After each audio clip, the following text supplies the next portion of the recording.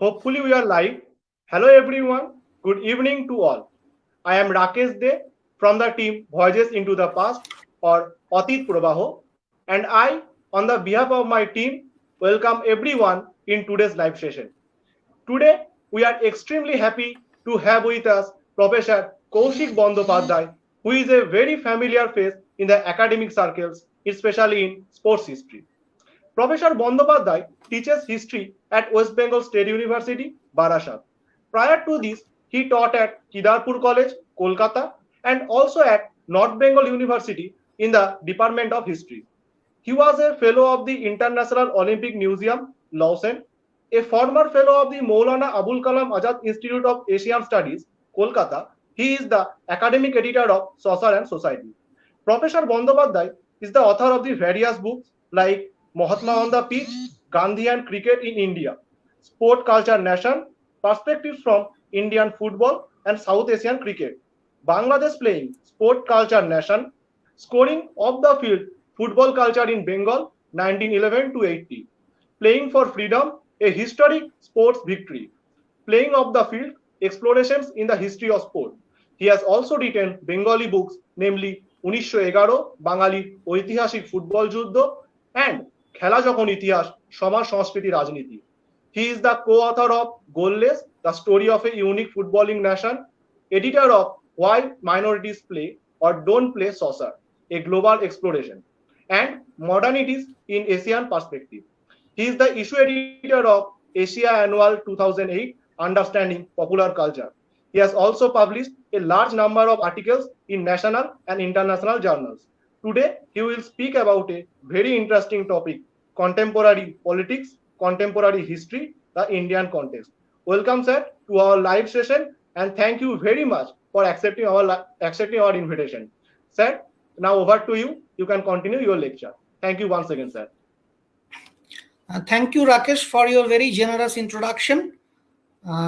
I thank Shambit and his friends for giving me this rare opportunity to speak live and interact with young minds of this state.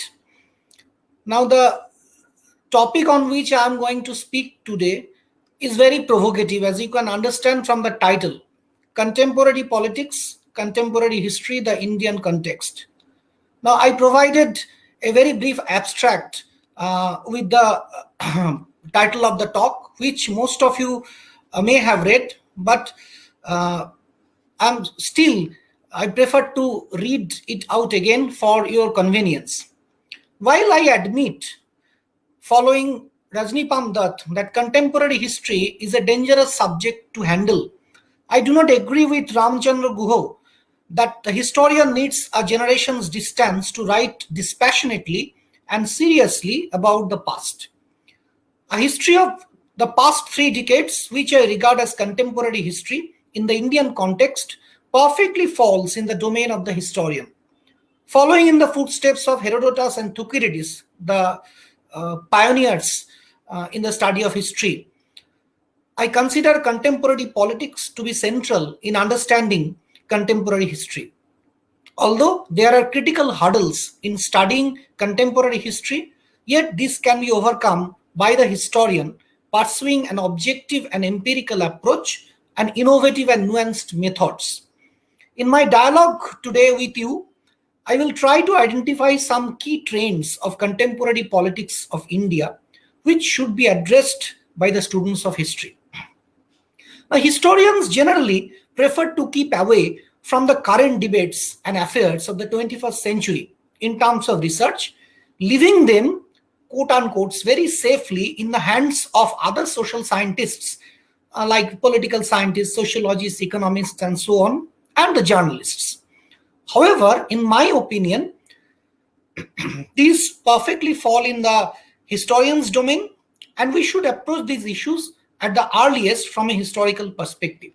So my intention today is to identify some key features and trends of political culture in post-globalization India from a historical perspectives in terms of ideas, action, and practices, and raise some questions which should be addressed by the students of history. Now, I would like to start with a very commonplace point.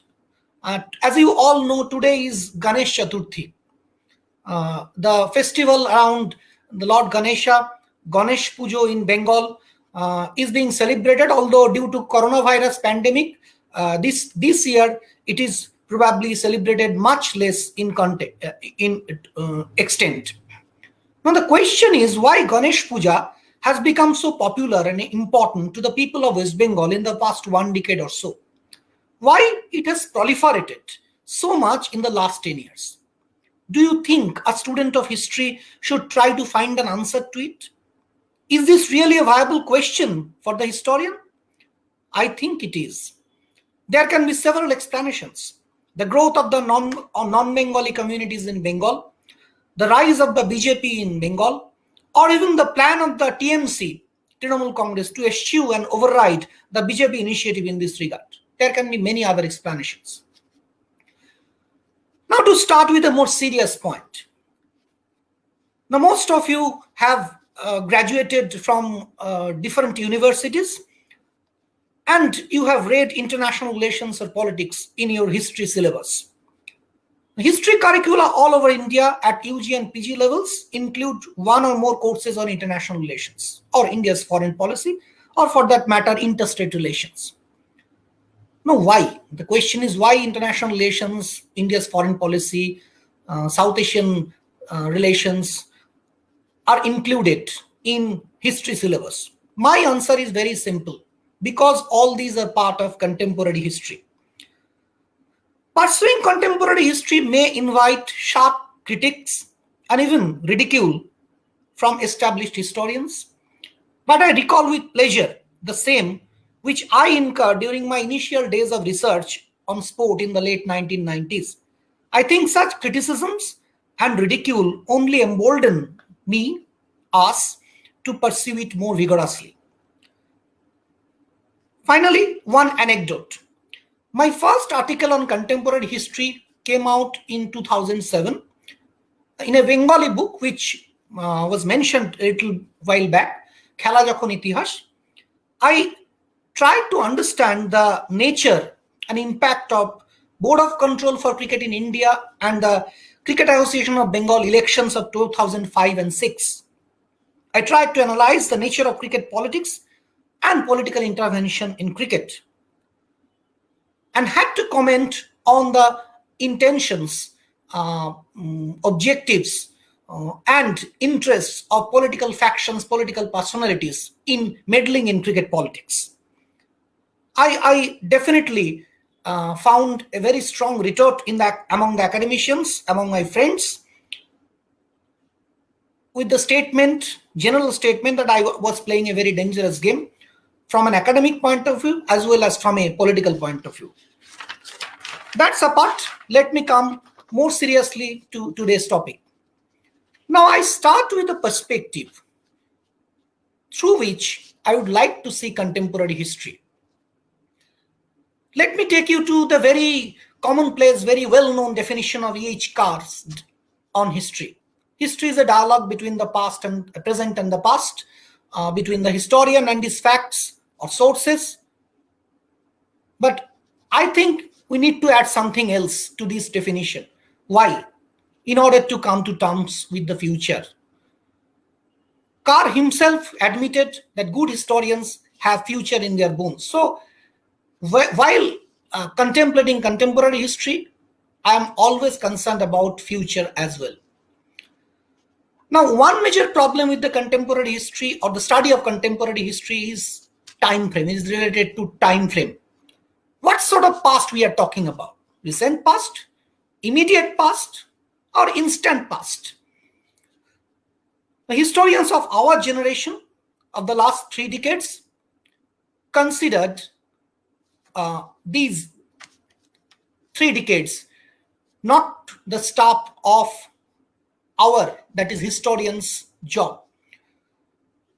Rather, it is the staff of current affairs, to use the words of Ramachandra Guha, to be disposed of by journalists and experts from other social sciences. Historians actually become very headstrong with the idea of a completed process in historical research. Unless you have a completed process, you cannot write history proper. Now again, this idea of a completed process is very, very relative, as you can understand. Any event, any past action, practice, idea can have short-term and long-term perspectives. It is the decision of the historian, a student of history, a researcher, to explore, discuss, and analyze an ongoing process in proper perspective. For example, we cannot certainly discuss the impact of corona pandemic on the forthcoming elections or the possible impact of it, as neither is the historian's task to do. But we can definitely try to understand the way the pandemic has impacted the nature of electoral politics in India in a short-term perspective. For me, the objectives of contemporary history are manifold. It starts with the basic idea of Leopold von Ranke to show, present, analyze the past as it really was on the basis of facts, evidences, and sources. It also gives us the opportunity to connect past, present, and future in a more meaningful way. In fact, contemporary history and its research provide a laboratory of experimenting with objectivity as durable history, to use Carr's words, writing connected histories, or examining the potential of conjectural or speculative history. More importantly, contemporary history also gives you an opportunity to innovate constantly in terms of methodology. You take a truly interdisciplinary and comparative perspective in order to understand and study contemporary history. Contemporary history also probably focuses more on a very intriguing concept that has become very popular in Indian historical circles, people's history, and to understand people's perspectives. Finally, contemporary history is also probably, it started right from the beginning with Herodotus and Thucydides. The platform provides the space to fulfill the social responsibility of the historian. I can recall here Ranke's idea of a universal history and history as a social necessity, and probably can refer also to S.N. Mukherjee's idea of the citizen historian. So questions of social activism and popular historical consciousness can also be addressed. So these are some of the basic objectives with which I prefer to study contemporary history. As I've already mentioned, the inspiration for contemporary history comes directly from the father of historical studies, Herodotus, the father of scientific historical studies, Thucydides, and probably the father of modern scientific historical studies, Ranke. But so far as India is concerned, the greatest contemporary historian is Rabindranath Tagore. He was not a professional historian, but without him, colonial Indian history, particularly history of Bengal, could never be written. And one of the most significant commentators, historical commentators, was Mohandas Karamchand Gandhi. There are several others. I'm just mentioning a few. For studying contemporary history, two very important persons whose writings have influenced me and one must read is Rajnipam Dutt, his lesson known book, Problems of Contemporary History, which he wrote in 1963. In fact, it was a set of lectures which he delivered at the University of Moscow in early 1960s on the occasion of being awarded the honorary doctorate. And Ramachandra Guha's very influential popular article, The Challenge of Contemporary History 2007, which surprisingly omits R.P. Dutt's book. Now, in course of my studies at the undergraduate level and postgraduate level in the early 1990s, I began to be influenced, and later on, probably in the late 90s as well, influenced by the writings of some historical books, historical works, written not by historians per se, but by other social scientists. I can mention here four names: Partha Chatterjee, I refer to Possible India and Present History of West Bengal. Ashish Nandi, The Tao of Cricket at the Age of Psychology or Time Wraps. Jayanta Kumar Ray, his works on Bangladesh and India's foreign relations. And Ranabir Shamadar, his works on migration. It was very interesting for me to later come to know that none of them were practicing historians. But I found their works to be in consonance with the historical methodology many years later.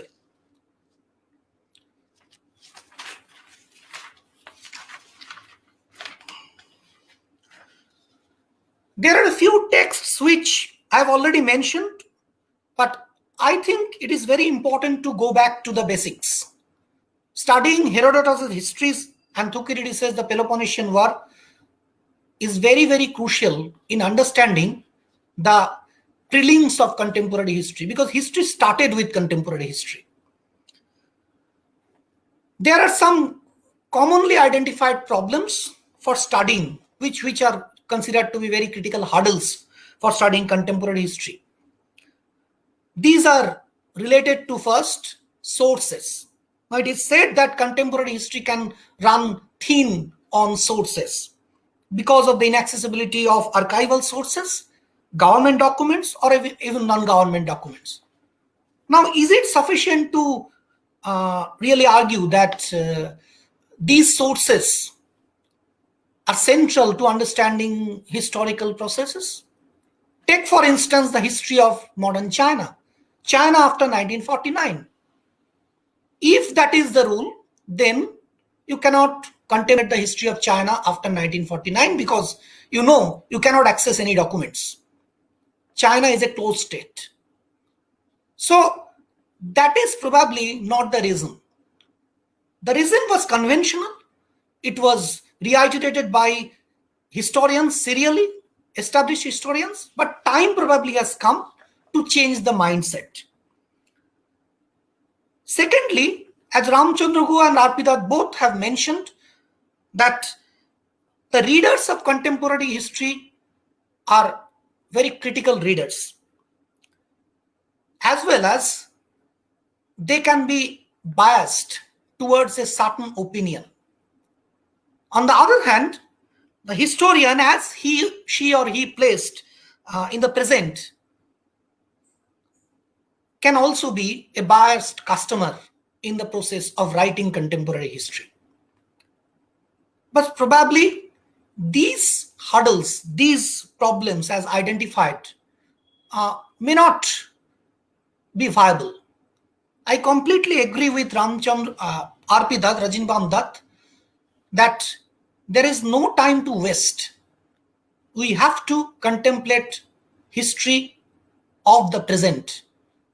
In case of India, the last 3 decades, R.P. Dutt contemplated contemporary history of the 1940s and 50s. Definitely his perspective was completely different. He thought a Marxist-Leninist perspective would be the perfect lens to study contemporary history, which again I beg to differ from. Let me come first to sources. Now, the sources for the contemporary historian are explosive, immense, wide variety of sources. It starts from ethnography, autoethnography, various oral and visual sources, to print media, online satellite archives, online media, social media, and so on. These are new kinds of sources which a 20th century historian probably could not have relied upon much. In fact, research methodology in the social sciences and of course in history has undergone significant changes in the last 3 decades, thanks to the revolution in information technology.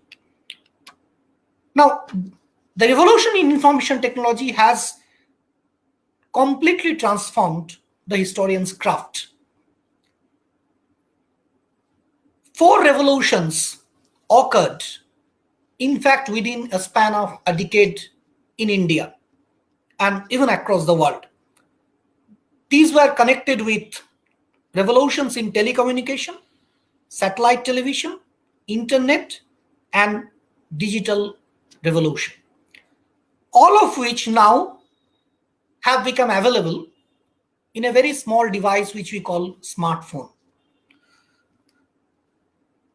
24/7 news television has also changed the status of the media.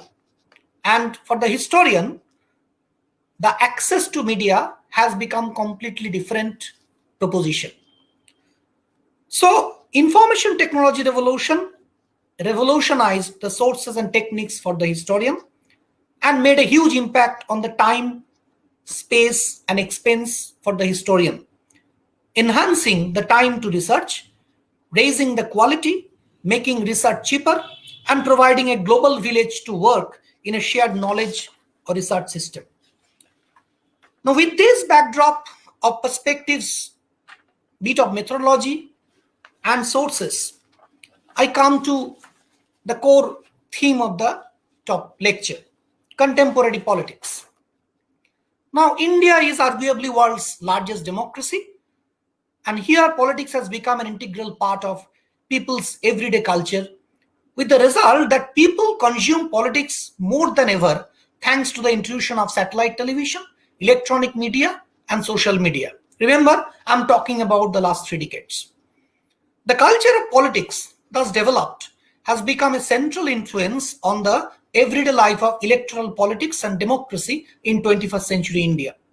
A unique political culture has been in ascendance and is now perfected to Indian democracy.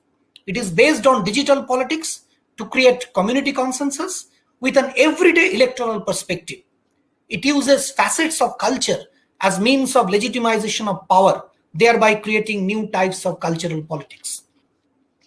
There are certain ideas and factors which constantly influence contemporary politics in India. I'm going to mention a few. This is definitely not a very exhaustive study.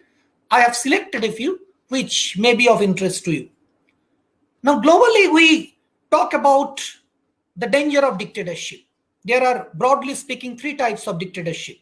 One is personal or military, which is often called fascist, the type of Hitler. Second is religious, which is based on fundamentalist interpretation of a religion. Taliban in Afghanistan is a classic example. And third is the communist. Xi Jinping of China is a classic example.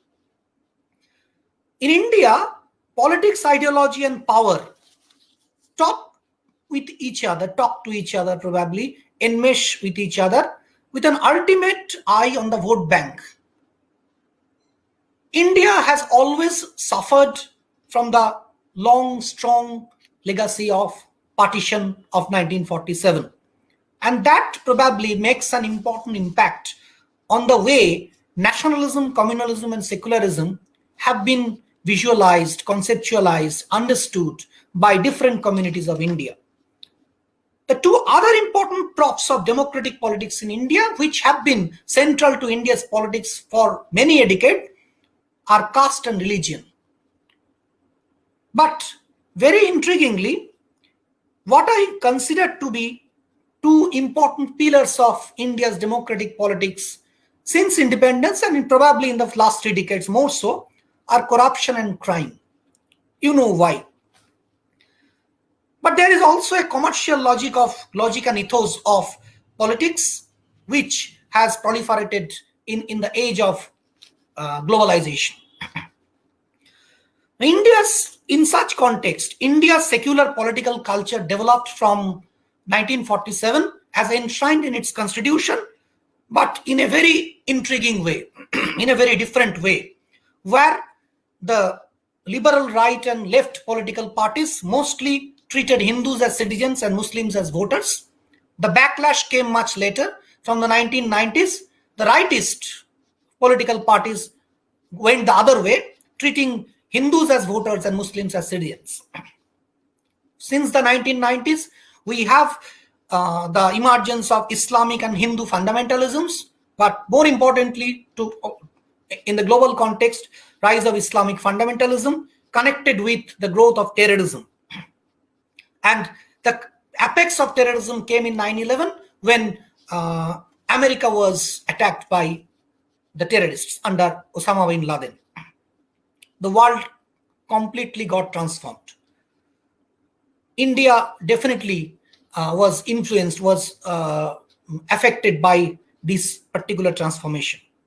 In Indian politics, since the 1980s, one major transformation was in the rise of, can be located in the rise of coalition politics and multi-party democracy. And this rise of coalition politics and multi-party democracy coincided with the change in the nature of political projections thanks to information technology revolution. So politics in the age of information technology is probably different from the way politics used to be seen in the first 5 decades of India's independence. Now I come to certain events. Now these events will give you an understanding of some of the key features of contemporary politics, or would serve as a backdrop to those features. I am not able to, given the time constraint, I'm not able to actually give you details about these events, but I hope most of you know about these events. I start with an event of the mid-1980s, the Shavanu Case and the height of Muslim appeasement by the Congress government in India. Then followed by Mandal Commission, by which the caste politics reached its apex in India. Followed by Ram Janmabhoomi Babri Masjid controversy and the demolition of Babri, which was a very low point of Indian democracy. It was a shame for India. Rise of terrorism and securitization of Indian lives since the early 1990s. The late 1990s witnessed Pokhran and Kargil, India's enhanced nuclear capability, and India's war with Pakistan on the Kargil front. The new century opened with 9/11, terrorist attack on the Indian Parliament, followed by Godhra and Gujarat riots. Communalism reached its height. In the last 1 decade, we have seen, particularly in the last 12 years, since 26/11 Mumbai attack, there have been a series of terrorist attacks on India and a change in India's conventional failure to respond to Pak-sponsored terrorism in India. India, it is argued now, has become more and more assertive. Uri and Pulwama and India's military response are witness to this. Since the accession to power of the BJP in 2014, Indian politics has become a happening place. It's a happening government, actually.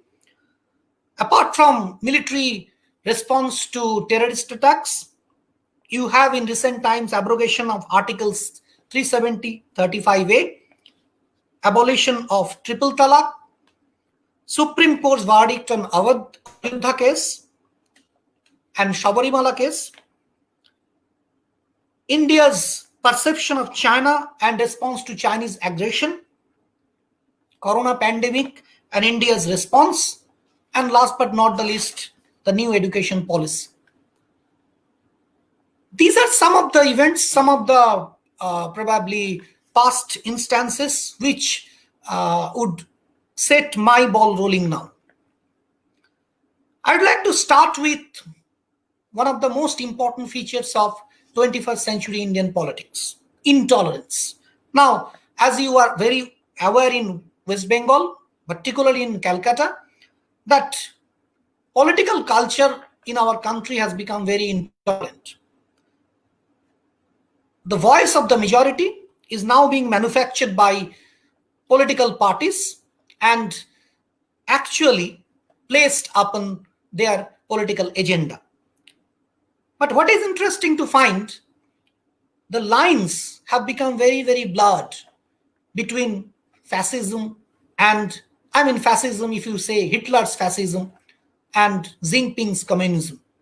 So you have to keep in mind that when we are talking about a majoritarian fourth type of dictatorship, this is a new prototype of majoritarian democratic dictatorship which manufactures unition and consensus of the people and also connected with personalist politics. What needs to be understood in this context is that tolerance should be reciprocal and be practiced with a regard for and appreciation of others' views. Second, I have already mentioned two pillars of Indian democracy: crime and corruption. The third pillar, you would be surprised to know, is more interesting. It is lie, that is mitha, which has become very important in Indian politics. You know, politicians are habitual liars with very few exceptions. Now, lie as truth has been manufactured by politics and fed by people through various media. The victory of the BJP in 2019 Lok Sabha election is a classic example of mobilizing people at large by presenting a very curious mixture of nationalism, patriotism, and communalism, couched in terms of anti-Muslim, anti-Pakistan, pro-Hindu, and populist sentiments. And BJP is said to have emerged as the representative of an assertive Indian or Hindu nation. But in making this propaganda, making this electoral success possible, BJP excelled on the digital politics platform.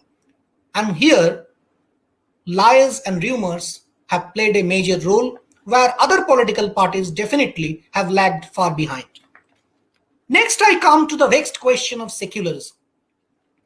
I've already mentioned that the peculiar culture of secularism in Indian politics, right from the beginning of partition, we have a long tradition of minority appeasement and indulgence as secularism in political and academic culture till 1940s by the liberal right and leftist forces, which widened the divide or hole in Indian society. What Rabindranath said probably more than 100 years back, that Satan cannot enter unless he finds a flaw. Then we considered BJP, in the British as the Satan. Now we consider BJP as the Satan. But what is important to understand, what created the whole? It is a wrong policy that created the whole. Examples of suppression or neglect of this particular policy has been central in understanding the rise of BJP in Indian politics. In fact, as I have already mentioned, that taking Hindus for granted as citizens and Muslims as voters paid rich dividends for quite a long time. But since the late 1980s, early 1990s, this hole was so widened that rightist political parties could come up with their own political agenda of treating the other way, Hindus as voters and Muslims as citizens, and that paid rich dividends to them. One example of how we have been very cautious in keeping this so-called quote-unquote secular academic culture intact in India, particularly in Bengal, is the example by which we have tried to suppress and neglect the genocide and torture in Bangladesh in 1971. During the liberation war in Bangladesh, there was a genocide, there was tremendous torture on the masses, including women. But this history was probably did not fit the bill for the Indian historians, mostly as well as the Bengali historians. That was very unfortunate, but I think that was in tune with the kind of academic culture that was growing in Bengal at that point of time. My fourth proposition in politics of contemporary India is the idea of Hinduism. Now, this is connected with now different types of terminologies: Hindutva, political Hindutva, Hindu, and so on.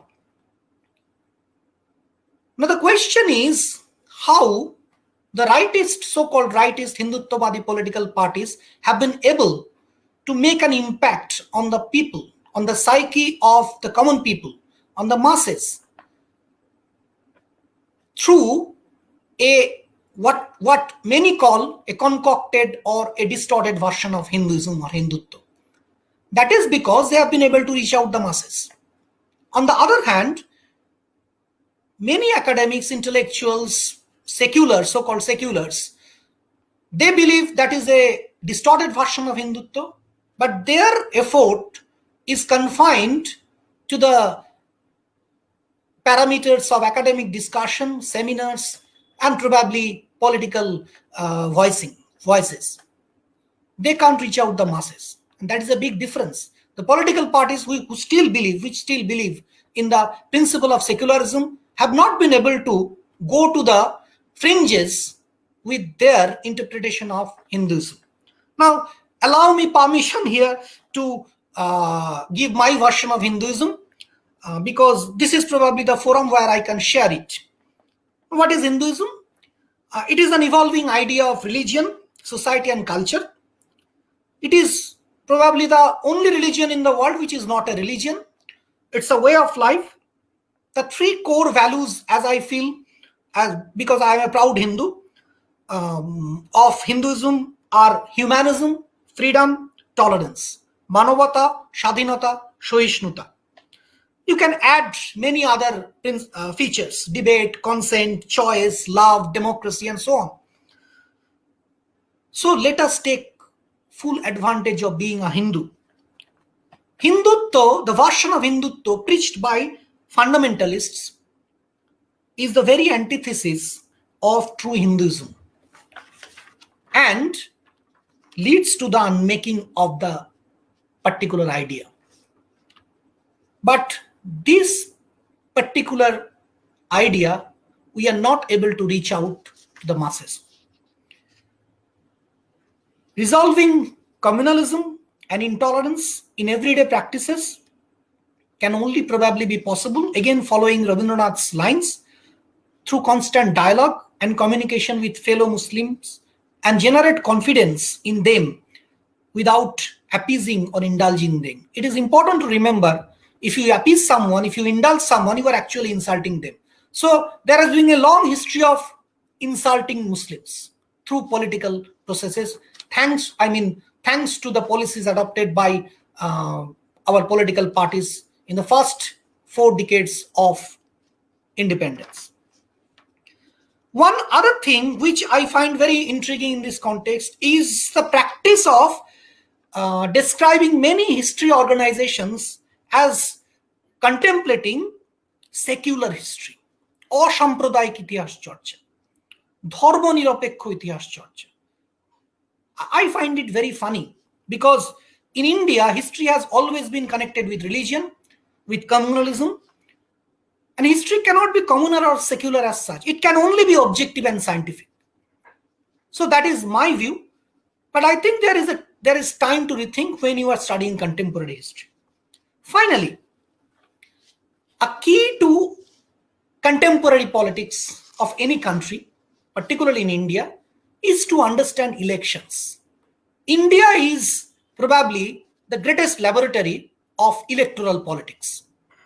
How election is fought, how the idea behind election is thought, and how a victory in election is achieved is a fascinating story. But why should we leave the story in the hands of journalists or psephologists or political scientists? So, taking elections as central to contemporary politics, it is important to understand everyday electoral battle through media, which is the train, which has become the train in the last 3 decades. But it also has given birth to a very barbaric and populist electoral culture, which uses continuously caste, religion, rumors, lies, crime, corruption, and so on, to mobilize public opinion. Exploring and analyzing the elections probably is one of the most intriguing historical phenomena that confront contemporary history. Now, this much for my discussion.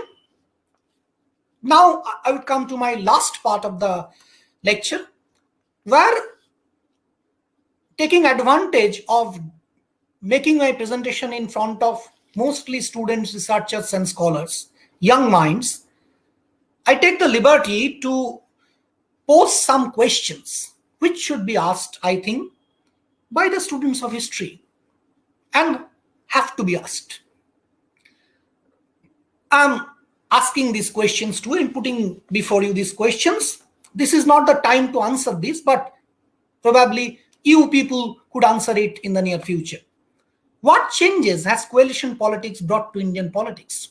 No, it's not for the political scientists to simply understand. Historian has to understand that. How have caste and religion influenced democratic politics in contemporary India? You have studied so much about the role of caste and religion in colonial India, in post-colonial, early post-colonial India. Why not in the last 3 decades?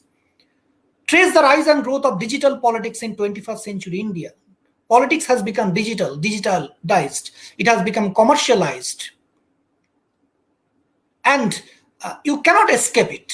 You have to understand what is digital politics and how the present political system has used it to their full advantage.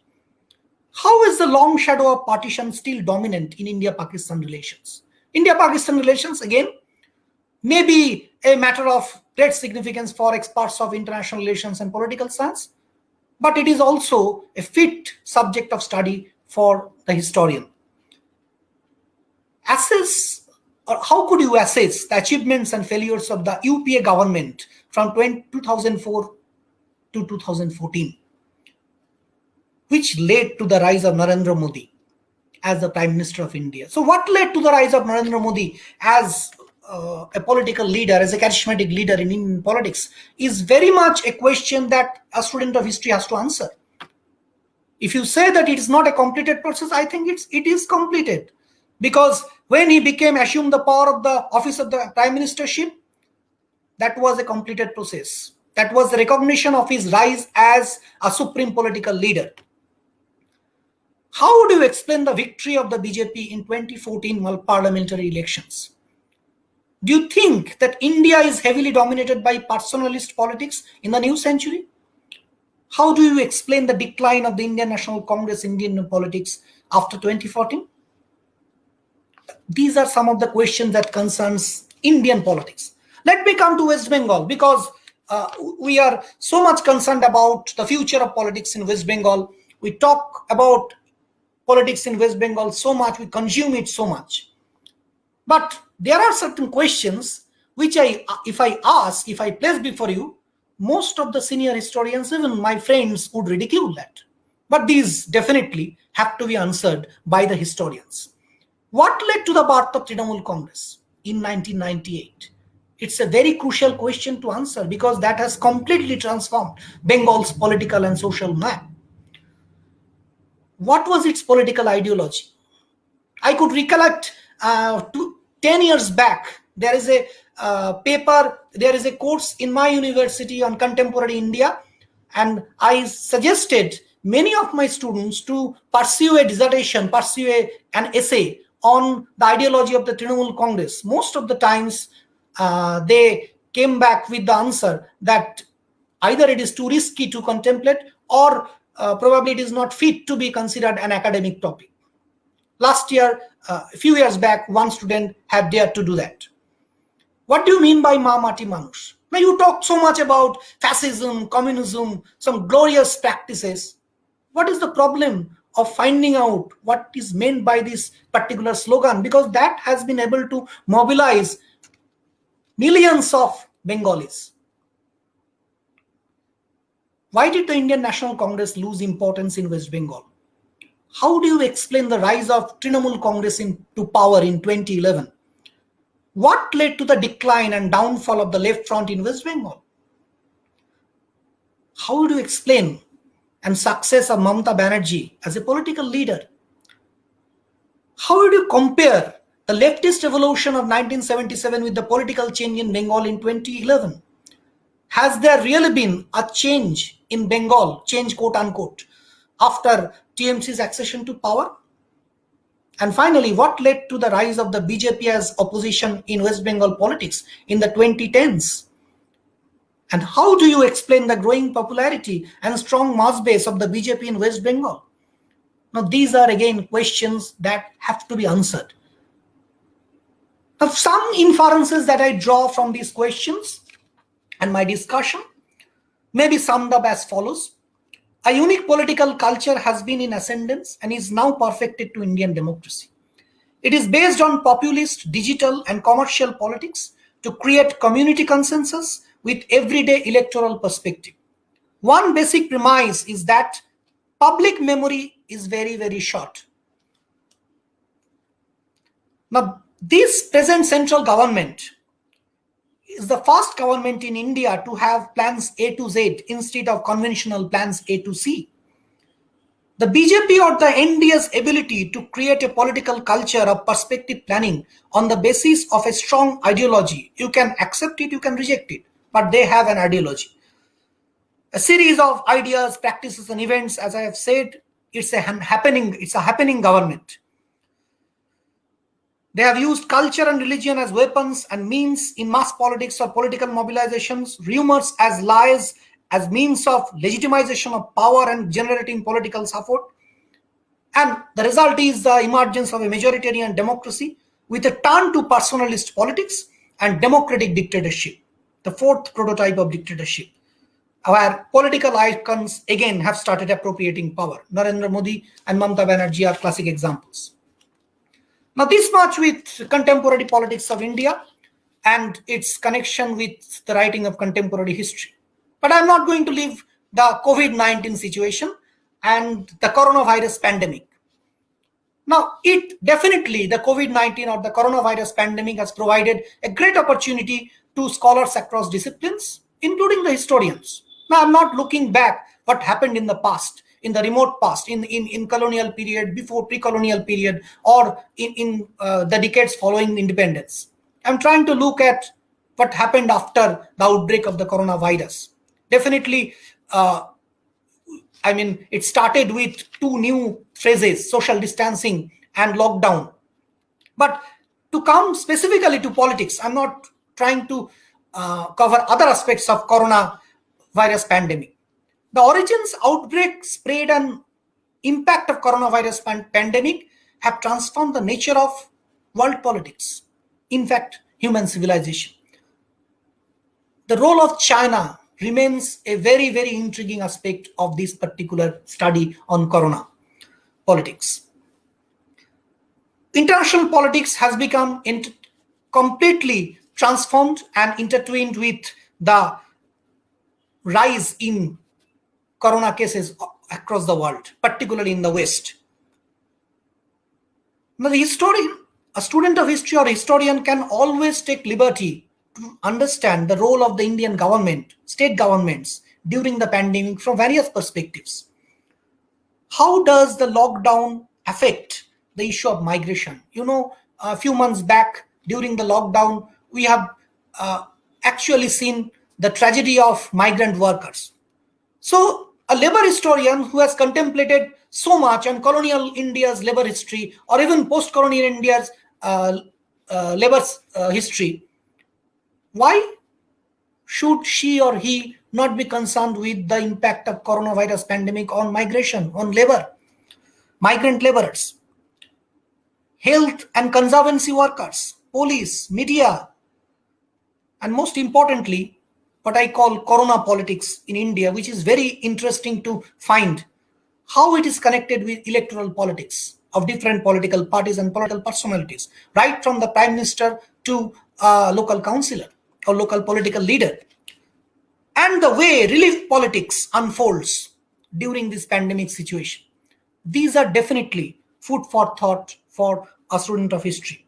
Now, in my opinion, it will be sheer stupidity on the part of historians to sit idle and await another 2-3 decades to discuss the global pandemic, leaving it in the hands of experts and scholars from other disciplines.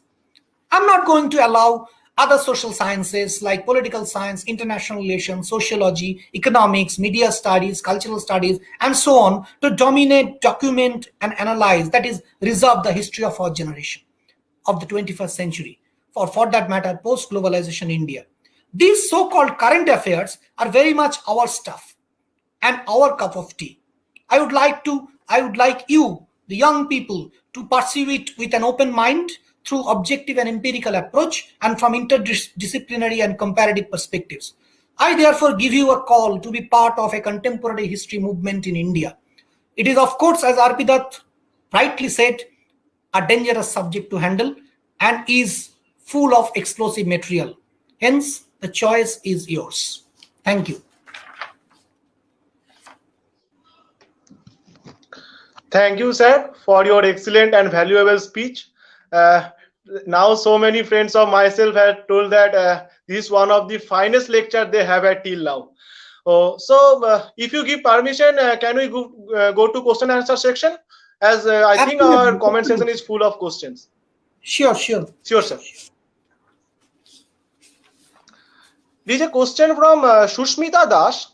She asks, can you tell us how sports is interrelated with contemporary politics and history? Yes. Can I take a few questions then answer, or one by one, as you like? Yes, you can go to one by one. One by one, okay. Now, there has been a kind of misconception that sport and politics should not mix up with each other, but actually sport is integrally connected with politics. Of course, sporting politics, what we call, is different from political intervention in sport. But I mentioned in my lecture the BCCI and CAB elections of 2004, 5, and 6, where we found that how political people, political personalities, political parties became involved in a cricket board election. The question is why? Definitely, given cricket's wider popularity, acceptability in India, its commercial success, and its social, let's say, social mass base, cricket was considered to be a tool of politics by many politicians. But it's not simple as that. International politics is integrally again connected with sport. Hosting, let me give you just one example. Hosting an Olympics or hosting a cricket World Cup actually sends messages across the world of showcasing a particular nation. So this particular process of hosting a sporting spectacle is integrally connected with politics.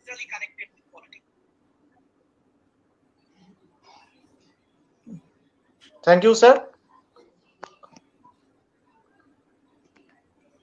Our next question is from Obhijit Shaha.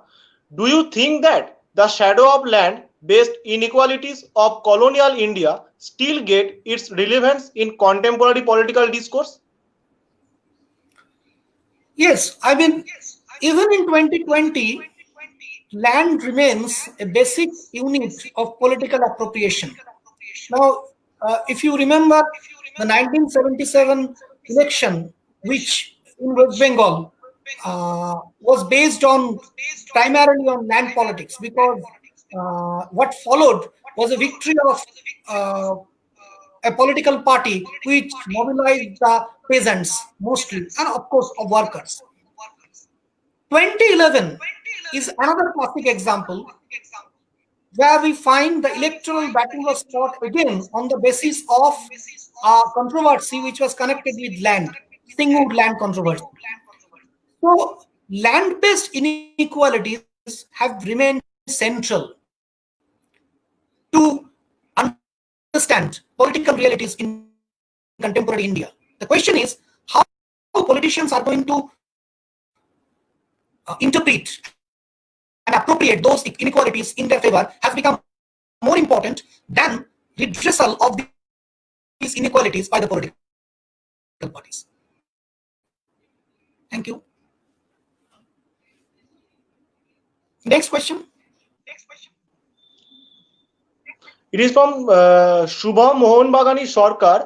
Sir, চিরকালই ভারতে খেলার সাথে, বিশেষত ক্রিকেটের সাথে রাজনীতির যোগসূত্র আছে। কিছু ক্ষেত্রে ফুটবলও জাতীয়তাবাদের উত্থানে সাহায্য করেছে প্রাক স্বাধীনতা যুগে। 1911-র ইতিহাস তাই বলে। আজকের এই কর্পোরাটাইজেশনের যুগে ফুটবল সমসাময়িক রাজনীতিকে কতটা প্রভাবিত করতে পারে?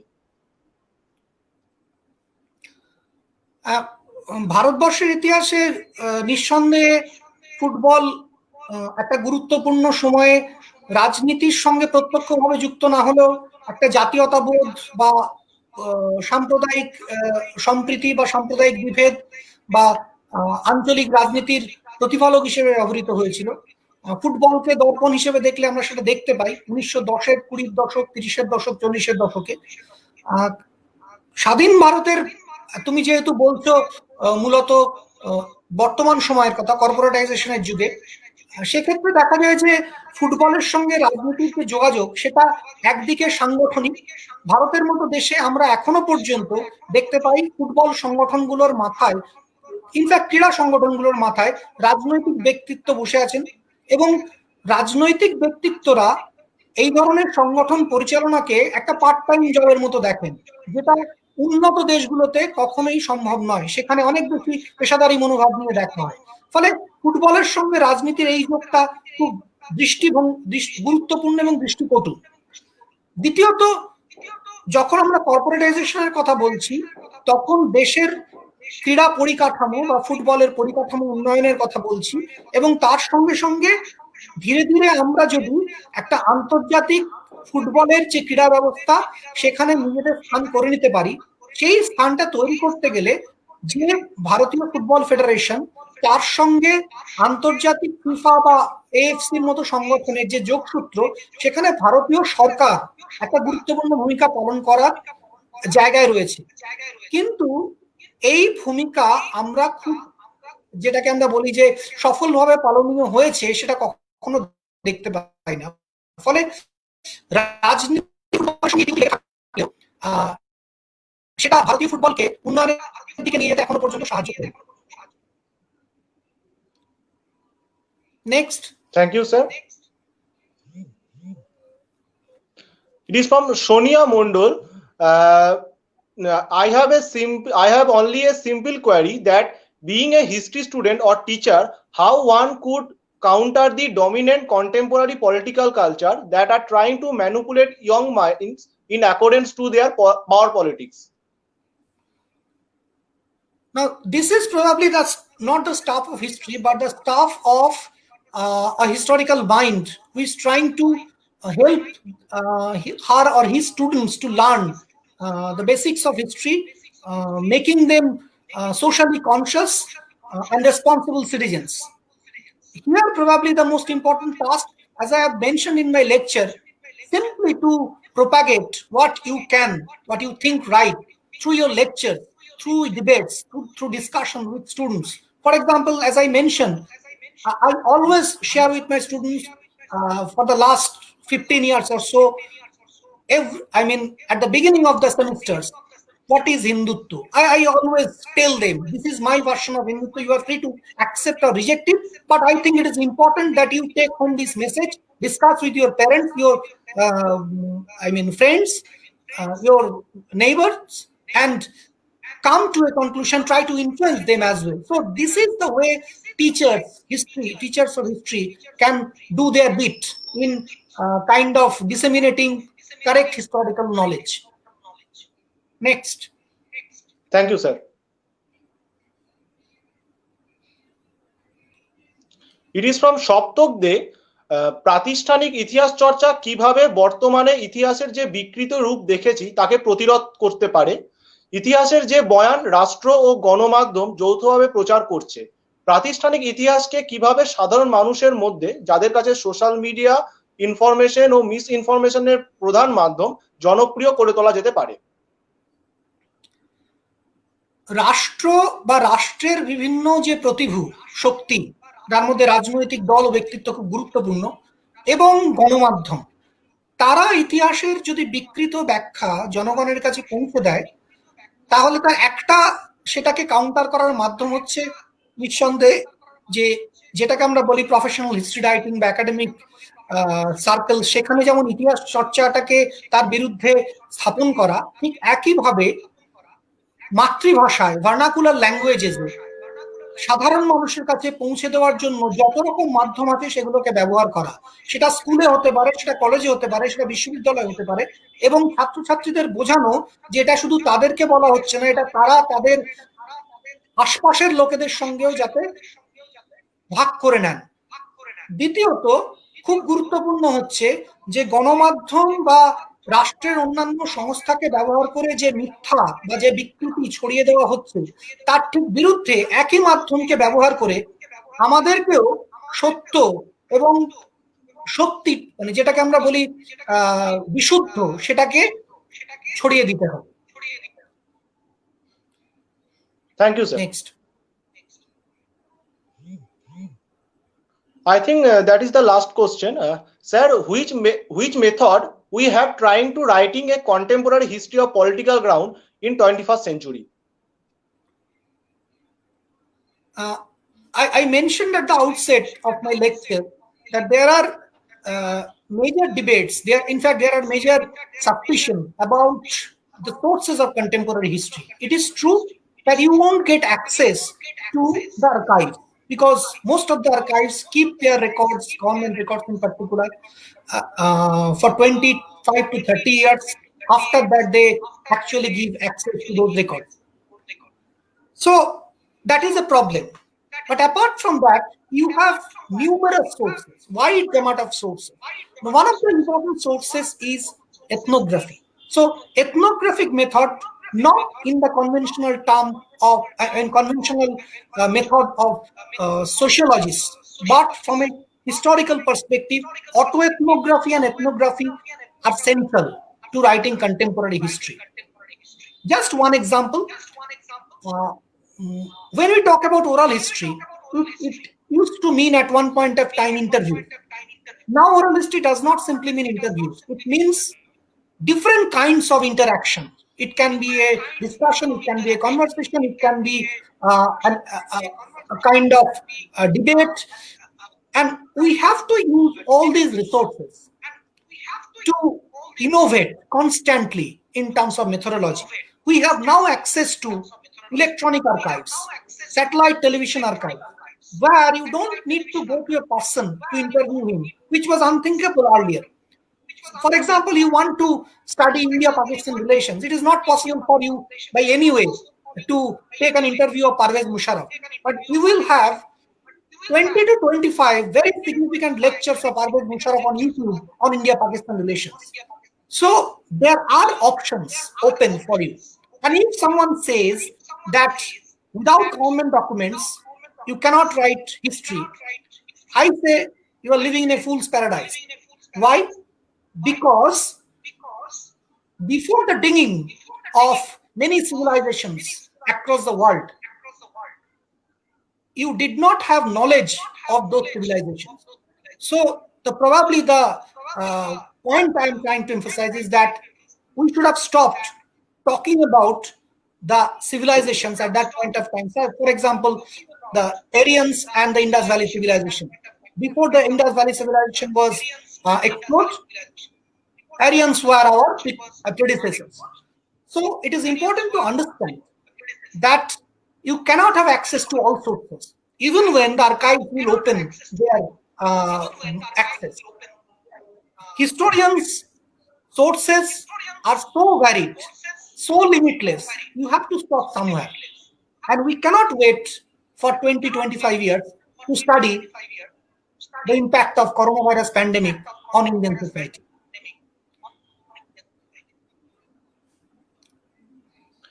Yes, sir. I think that's all. Thank you very much for giving us valuable time, and thank you the viewers who you have always support us, and for you we always get inspiration to organize such lectures.